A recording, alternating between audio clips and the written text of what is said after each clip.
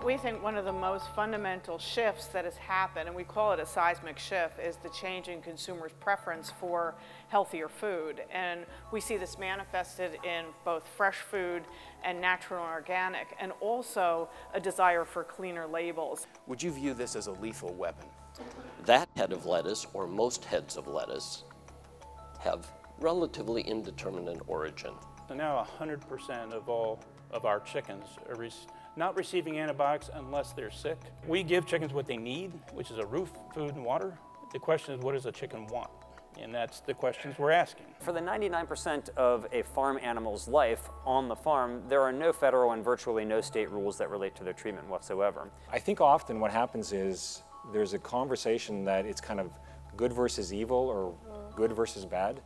And if you spend time on the farm, you know, farmers everywhere, whether they're organic or conventional or using GMOs, they're all trying to do the same thing. They're trying to produce a successful harvest. They're trying to manage pests.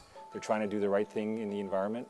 Antibiotics will always have to remain an important tool to treat animals who are sick. That is our basic platform, because that's good animal welfare. Other than that, there are ways, I mean, as long as that animal is healthy, there is no need to use antibiotics in any other way. What do you think about radiation? And is that a solution for foodborne illnesses, for fruits and vegetables particularly? And if so, why do you think it hasn't taken hold?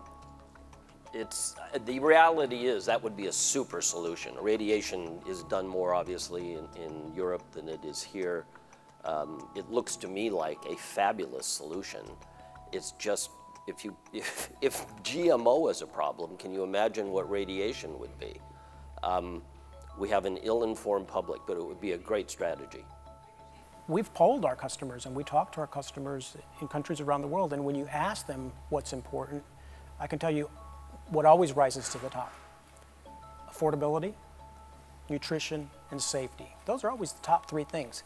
If you poll consumers and ask them, of your food safety concerns, what's on your mind? Genetically modified foods is really low. If you were to take China and biofuel growth out of the picture, it turns out on a per person basis, global consumption of grains and oilseeds is about the same today as it was in 1980. Today, a pound of beef from the US going to Japan pays a 10% higher tariff than that same pound of beef coming from Australia. And Australia are key competitors in Southeast Asia with us in dairy and in wine as well. They have the ASEAN nation free trade agreement where they will have zero tariff access for wine and dairy, and we will fall behind. But if we implement TPP, we will stay on a level playing field with our competitors.